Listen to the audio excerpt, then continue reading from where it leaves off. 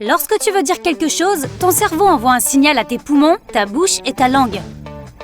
En un instant, tu prononces le mot. La lumière se reflète sur les objets, tes yeux la traduisent en impulsions électriques et ton cerveau comprend ce que tu vois. Parler, bouger, voir, respirer, tout se résume à un transfert de signaux qui se produit dans ton corps en une fraction de seconde. Imagine maintenant que tu n'es pas 2, mais 16 milliards d'yeux, de mains et de pieds.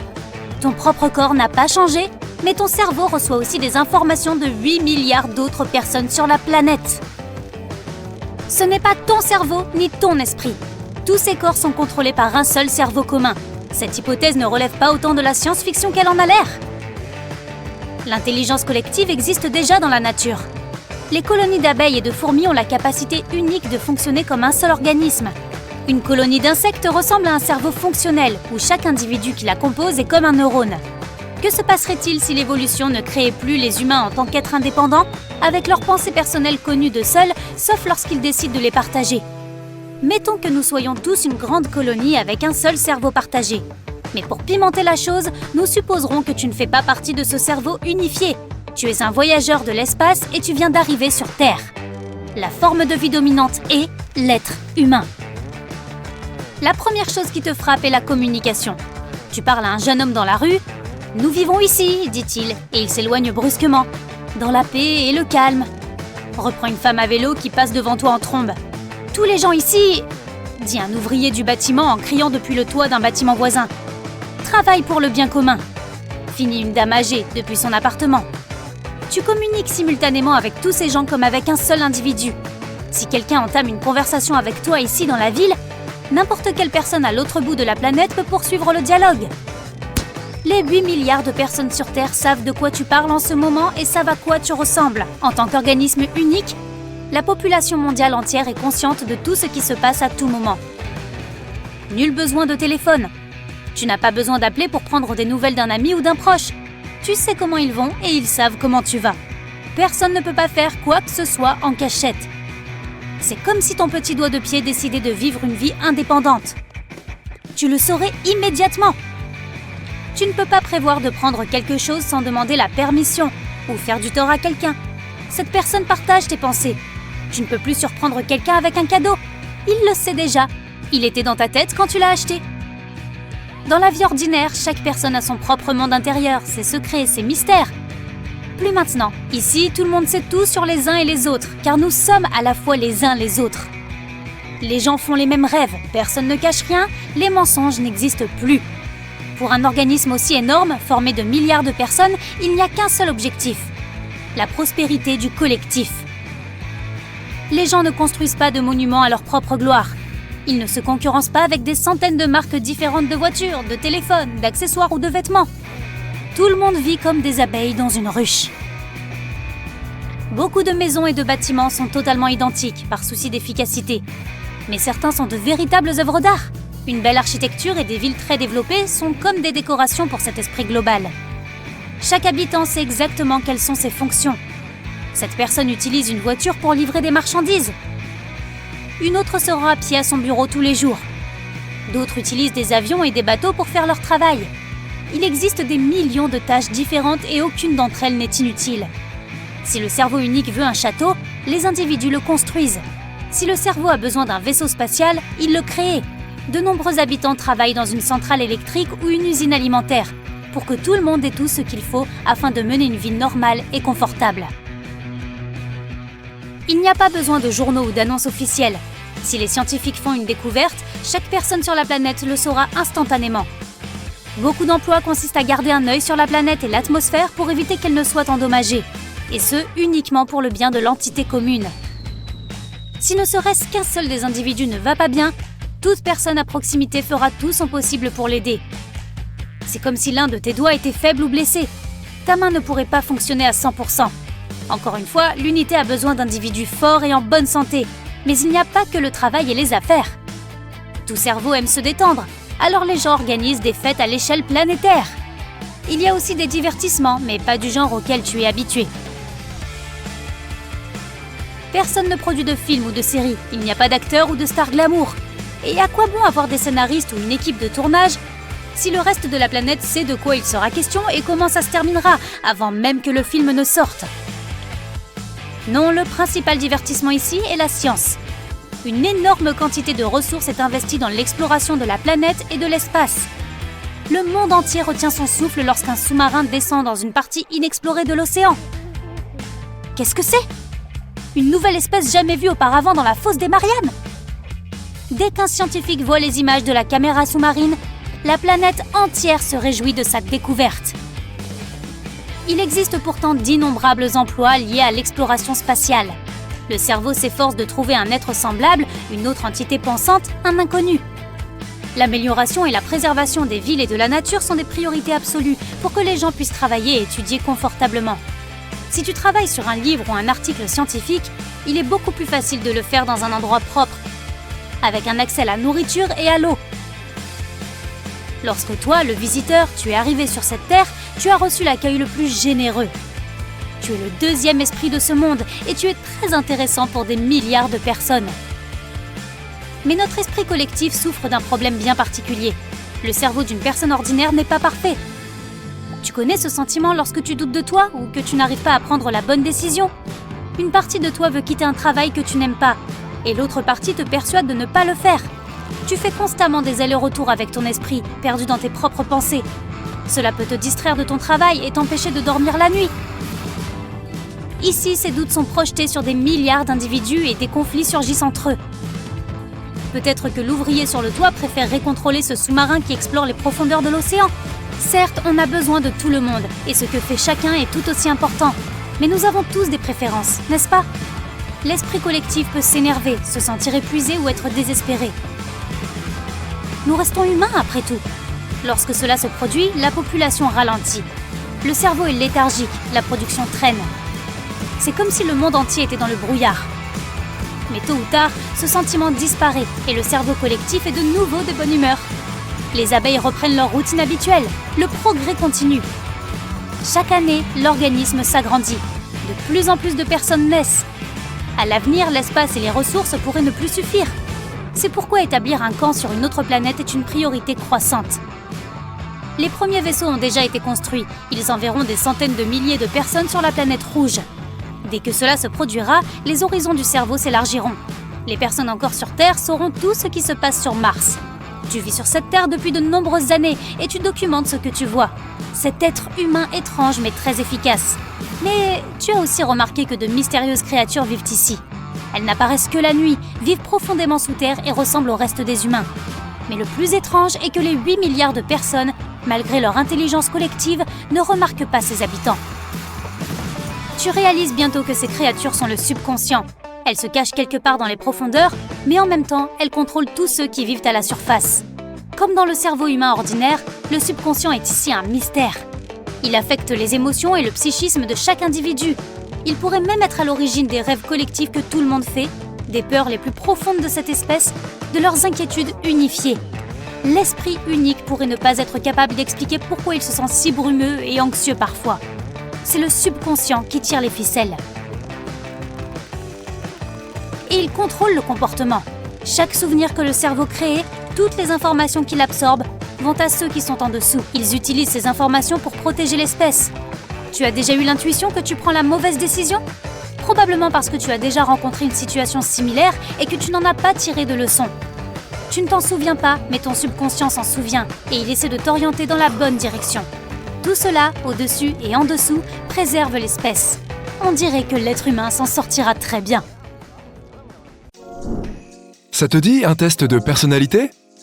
Note bien tes points et vérifie tes résultats à la fin du test. 1. Aimes-tu faire des farces aux gens ? A.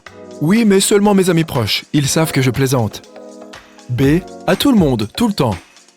C. Jamais, j'aurais peur de blesser quelqu'un. D. Seulement à ceux qui m'en font.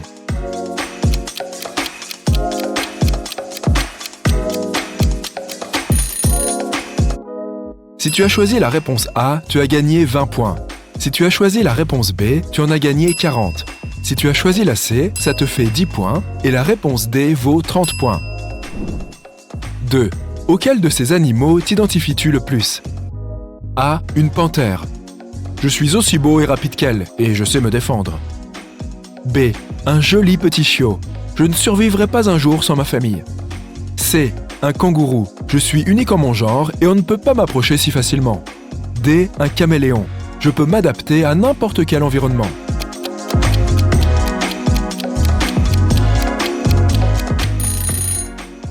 Si tu es une panthère, tu gagnes 20 points. Si tu as choisi le chiot, ajoute 10 points à ton score. Si tu préfères le kangourou, ajoute 30 points et 40 pour le caméléon. 3. Si tu te transformais en super-héros, que ferais-tu en premier? A. Sauver le monde. B. Voyager à travers le monde. Être un super-héros implique bien de voler, non? C. Rencontrer ma star préférée. D. Utiliser mes super-pouvoirs pour devenir super riche.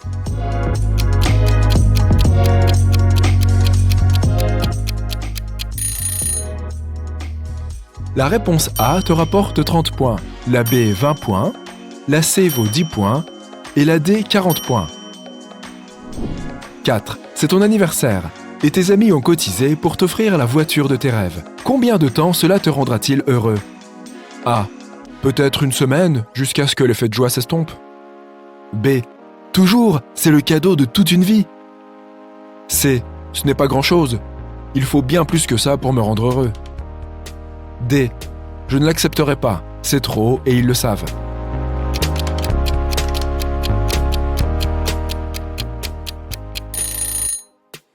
Si tu as choisi la réponse A, ajoute 20 points à ton score. Si tu as choisi la B, note 10 points. C te rapporte 40 points et D 30 points. 5. Quel genre de climat préfères-tu? A. Celui qui rappelle la plage, du soleil, pas de nuages et de la chaleur. B. J'adore la neige. Jouer dehors ou rester au chaud un jour enneigé est ce qui me rend le plus heureux. C. Un climat pluvieux. Le bruit de la pluie m'aide à me détendre. D. Les climats extrêmes. Orages, tornades, tempêtes de sable, tout ça rend la vie tellement plus excitante.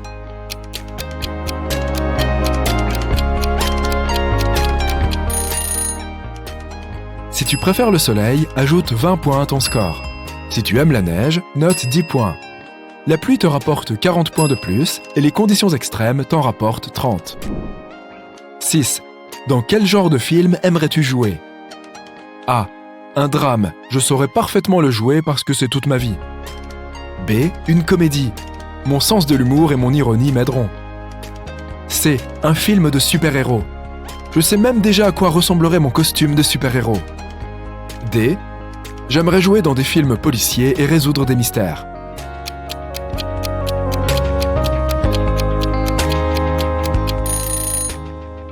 La réponse A te rapporte 20 points, la B vaut 10 points, la C te rapporte 30 points et la D 40 points. 7. Comment te sens-tu généralement avant un événement important? A. Nerveux et effrayé, je ne veux décevoir personne. B. Excité. J'aime me tester et triompher. C. Calme et concentré. C'est ce qui m'aide à réussir à chaque fois. D. Inutile. J'ai toujours l'impression que les autres feront mieux.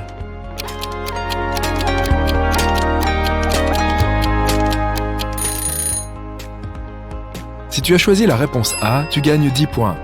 Si tu te reconnais plus dans la réponse B, note 30 points. La réponse C te rapporte 40 points et la D 20 points. 8. Quelle activité souhaiterais-tu exclure définitivement de ta routine quotidienne? A. Laver, sécher et brosser mes cheveux, c'est une perte de temps. B. Devoir choisir mes vêtements. Un robot pourrait très bien le faire pour moi. C. Cuisiner. Ce n'est vraiment pas mon truc. D. Faire le ménage. La saleté s'accumule beaucoup trop vite.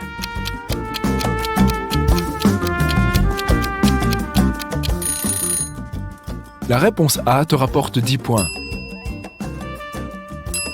La B 30 points. Au cas où tu as choisi la C, ajoute 40 points à ton score. Et si c'est la D, ajoute 20 points. 9. Lequel de ces sens est le plus développé chez toi? A. L'odorat. Je pourrais créer mes propres parfums. B. L'ouïe. Je peux entendre quelqu'un chuchoter de l'autre côté de la rue. C. La vue. On dit souvent que j'ai les yeux dans le dos. D. Le goût. Il ne m'a jamais laissé tomber.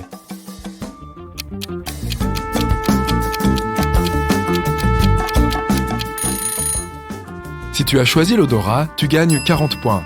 Si tu fais confiance à ton ouïe, ajoute 10 points. Si tu as un œil de lynx, tu gagnes 20 points. Et ton super sens du goût te rapporte 30 points. 10. Si tu organisais un premier rendez-vous avec quelqu'un qui te plaît vraiment, à quoi cela ressemblerait? A. Je privatiserais un cinéma ou un planétarium juste pour nous deux. B. Je cuisinerais des plats raffinés et apprendrais à jouer d'un instrument de musique. C. Je ferais un escape game avec cette personne et la laisserais me montrer à quel point elle est intelligente et courageuse. D. Je n'organise pas les rencarts. C'est à l'autre personne de m'impressionner.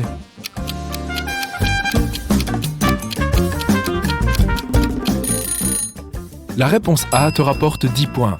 La B te rapporte 30 points. La C, 20 points. Et la D te fait gagner 40 points. 11. Que fais-tu généralement quand tu es en colère? A. J'ignore tout et tout le monde. J'ai besoin de temps pour me calmer. B. Je lis mon livre préféré ou j'écoute de la musique. C. Je pleure toutes les larmes de mon corps. Cela m'aide à repartir du bon pied. D. Je réfléchis. Je dois comprendre ce qui m'a mis dans cet état pour éviter que ça ne recommence.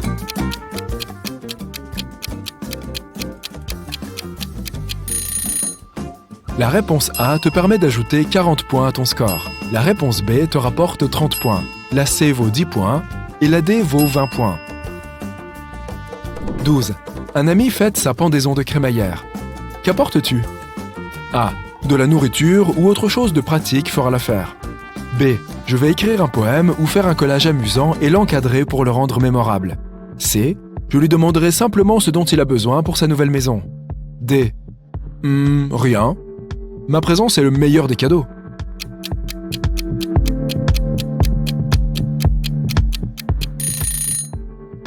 Si tu as choisi la réponse A, ajoute-toi 10 points. La réponse B te fait gagner 30 points, la C vaut 20 points et la réponse D te rapporte 40 points. 13. Vers quelle heure vas-tu habituellement te coucher? A. Entre 22 et 23 heures, pas plus. Je veux me maintenir en forme. B. Environ 2 heures du matin. Et je me réveille vers 14 heures. C. C'est quoi dormir? Je ne dors jamais.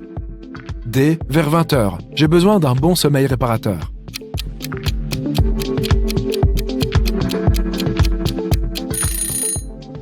Si tu veux te maintenir en forme, tu gagnes 40 points. Si tu es couche-tard, note 30 points. Si tu ne dors jamais, tu obtiens 20 points. Et si tu es couche-tôt, tu gagnes 10 points. 14. Laquelle des propositions suivantes te semble être la pire des idées? A. Rester vivre dans ma ville natale toute ma vie. B. Faire tout le travail et regarder les autres obtenir une promotion. C. Demander à quelqu'un d'autre de choisir ma coiffure pour moi. Pas touche à mes cheveux. D. Ne jamais rien planifier. Je ne peux pas vivre sans emploi du temps.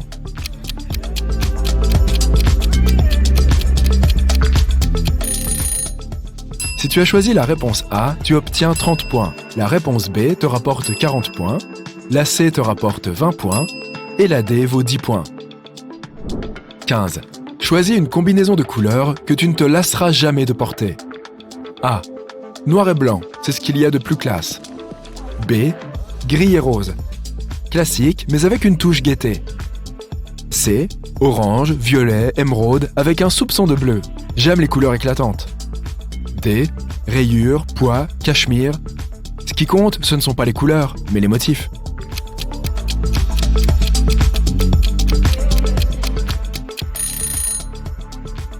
Si tu as choisi la réponse A, ajoute 40 points à ton score.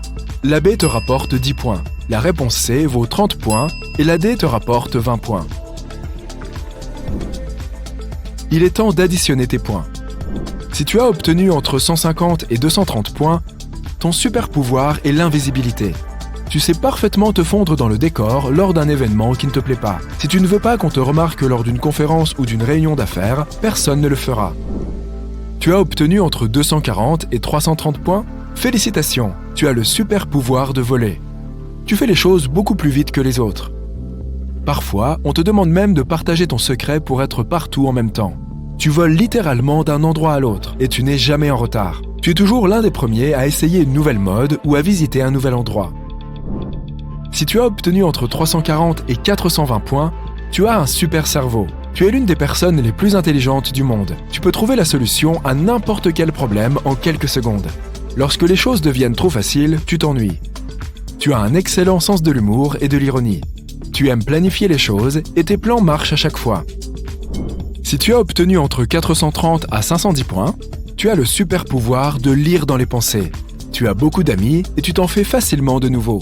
Tu sens toujours quand quelque chose ne va pas chez quelqu'un et tu sais exactement comment l'aider. Tu peux aussi faire changer n'importe qui d'avis si c'est dans ton intérêt. Et si ton score total est de 520 points ou plus, tu es un véritable aimant à argent. Tu n'en manques jamais. Dès que tu en as besoin d'un peu plus, tu sais immédiatement comment en obtenir. Tu sais comment économiser et comment dépenser ton argent.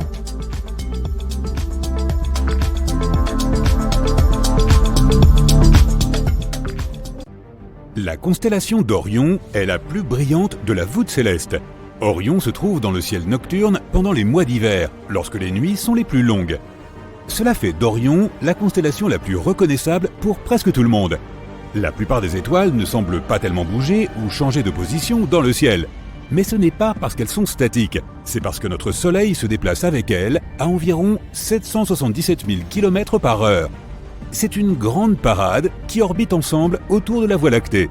Les 3 étoiles qui forment l'astérisme, ou figure d'étoile, de la ceinture d'Orion apparaissent dans la même position depuis plusieurs milliers d'années. Il existe une théorie selon laquelle les anciens Égyptiens auraient utilisé les étoiles de la ceinture d'Orion comme modèle pour placer les pyramides de Gizeh. L'étoile la plus brillante de la ceinture d'Orion est celle du milieu, appelée Al-Nilam. C'est en rapport avec son emplacement qu'aurait été placée la grande pyramide de Khéops, haute de 147 mètres. À l'ouest de Khéops, et dans l'alignement précis de celle-ci, se trouve la pyramide de Khéphren, haute de 144 mètres. C'est exactement là que l'étoile Al-Nitak est alignée sur l'étoile brillante du milieu de la ceinture. À l'est de Khéops, là où l'étoile la plus pâle de la ceinture d'Orion, Mintaka, est légèrement décalée par rapport aux 2 autres, se trouve la plus petite des 3 pyramides. Mykérinos fait 65 mètres de haut et est légèrement décalée par rapport aux 2 autres pyramides. Ce seul exemple permet d'illustrer le profond impact que la constellation d'Orion a eu sur l'histoire de l'humanité. La figure d'Orion, de taille héroïque, a inspiré les Grecs anciens à créer une histoire semblable à une tapisserie. Elle implique 6 autres constellations réparties dans le ciel d'hiver, de printemps et d'été. Voyons ce que cette histoire nous raconte. Orion est représenté comme un chasseur. À l'époque, la chasse était un sujet important car les chasseurs fournissaient une bonne partie de la nourriture. Il y a donc beaucoup de choses liées à cette constellation, toute la chaîne alimentaire en fait. Dans le ciel, Orion est en lutte avec la constellation du Taureau, sauf que le Taureau n'est pas vraiment un taureau, c'est un auroch. Les aurochs sont aujourd'hui éteints, mais ils étaient autrefois très nombreux en Europe. Mesurant 1,80 m au garrot, avec de longues cornes pointues, les aurochs étaient des créatures puissantes et redoutables. Une grotte en Espagne est remplie de magnifiques peintures d'aurochs. Ces dessins datent d'il y a 15 000 ans. Dessinés de façon délicate, avec des pigments qui ne se sont pas effacés au cours des 150 derniers siècles, les renflements de la roche ressortent en 3 dimensions, comme les muscles des épaules des aurochs. La constellation du Taureau, ou Auroch, se trouve également dans la grotte avec les célèbres amas d'étoiles, les Pléiades sur le dos et les Hyades sur son museau. Sur Internet, tu peux faire une visite virtuelle passionnante de cette grotte des taureaux pleine d'aurochs. On aurait peut-être dû la nommer Grotte des Aurochs. Récemment, la signature ADN complète d'un auroch a été retrouvée sur un squelette bien préservé. Et les scientifiques espèrent faire renaître ces animaux. Aldébaran est l'étoile géante rouge et brillante qui marque l'œil du taureau. Les taureaux, lorsqu'ils sont en colère, ont toujours ce regard couleur sang. C'est d'ailleurs la raison pour laquelle le mille, ou bull's-eye, sur une cible de fléchette ou de tir à l'arc, est toujours rouge. Derrière Orion se cache Léo le lion. Et oui, les lions ne vivent pas seulement en Afrique. La grotte des taureaux abrite aussi une peinture de Léo le lion. En effet, les hommes préhistoriques dessinaient aussi les constellations du zodiaque. Mais c'est une autre histoire, pour une autre fois. Orion se débarrasse à la fois du taureau et du lion. Et là, l'histoire devient intéressante. Orion affirme dans son moment de triomphe « Je peux vaincre tous les animaux que je veux ». L'orgueil d'Orion devient le centre de ce drame céleste lorsque Gaïa, ou la Terre, décide de s'en mêler. Les paroles d'Orion auraient pu résonner dans le monde entier. Il faut se figurer l'époque de la préhistoire, lorsque la civilisation humaine passait d'une société tribale de chasseurs-cueilleurs nomades à une société agraire et sédentaire. Cette dernière a développé des villages et des villes il y a près de 12 000 ans. La population humaine augmentait et les réserves de nourriture diminuaient. Il aurait fallu faire quelque chose à propos d'Orion et de tous les chasseurs, sans quoi la croissance démographique serait entravée. Maintenant, faisons entrer Gaïa dans l'histoire, mais pas dans le ciel. Il n'y a pas de constellation nommée Gaïa dans les cieux. Gaïa est la Terre, née sans parents, directement du chaos élémentaire. Gaïa est la personnification féminine de notre planète, et le mot lui-même signifie « sol ». Tu pourrais être intéressé par une théorie scientifique moderne qui personnifie également la Terre comme un organisme vivant. Elle s'appelle la théorie Gaïa et est apparue pour la première fois dans les années 70. La théorie Gaïa présente la Terre comme une biosphère, comme si elle était vivante elle-même. Elle affirme que tous les composants de la planète fonctionnent ensemble comme un seul système dynamique, totalement interconnecté. C'est ce qu'on appelle la symbiose ou la synergie. Ensemble, ils produisent les conditions idéales pour la vie. La vie s'adapte pour réguler l'atmosphère à 21% d'oxygène, la salinité des océans à un maximum de 24,7% et les températures planétaires autour de 14 degrés Celsius. Pour illustrer la façon dont la vie s'adapte afin de maintenir le contrôle des changements de température planétaire, les auteurs de la théorie Gaïa ont créé la planète fictive Daisy World. Daisy World est entièrement recouverte de marguerites blanches et noires. Lorsque le soleil devient trop chaud, les marguerites noires commencent à disparaître, tandis que les marguerites blanches augmentent en population. La blancheur de ces fleurs reflète la lumière du soleil et la planète se refroidit. Si le soleil n'est pas assez chaud, les marguerites blanches voient leur population réduite et le nombre de marguerites noires augmente. Les fleurs noires absorbent la lumière du soleil et la planète se réchauffe. C'est Gaïa à l'œuvre. C'est en gros le même principe qui a créé l'oxygène et produit la couche d'ozone dans l'atmosphère. Cette couche aide à bloquer les rayons ultraviolets nocifs du soleil. Les scientifiques ont mis du temps à accepter la théorie Gaïa en raison du manque de preuves convaincantes. Mais de nos jours, nous disposons de superordinateurs capables d'apprendre seuls et dotés d'une intelligence artificielle. Ils permettront probablement d'intégrer les systèmes biologiques et géologiques de la Terre.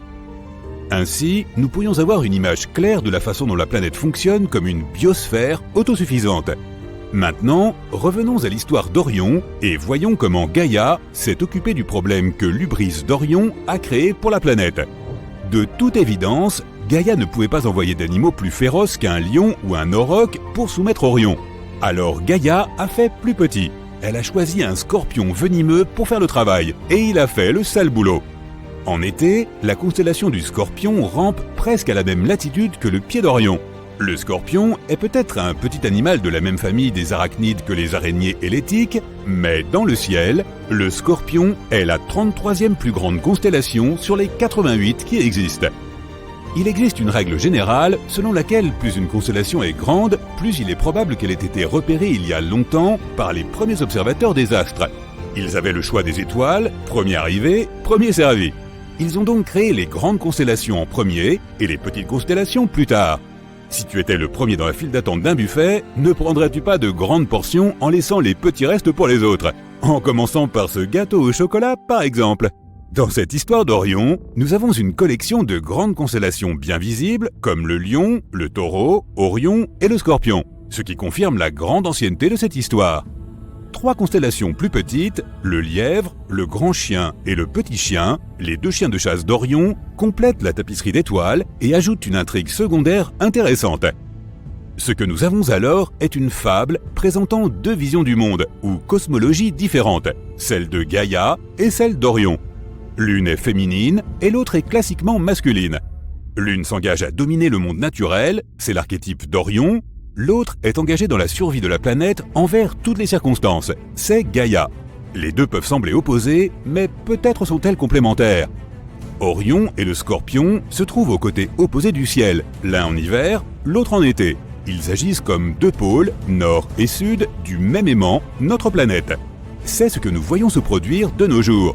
La science et la technologie deviennent de plus en plus sensibles à l'environnement naturel. Des myriades de satellites surveillent la biosphère de la Terre. Gaïa et Orion commencent à travailler ensemble vers ce que les Grecs anciens appelaient Kalo-Kagatia ou harmonie. C'est ce que nous appelons synergie et symbiose de nos jours. Faisons en sorte que cette synergie reste forte.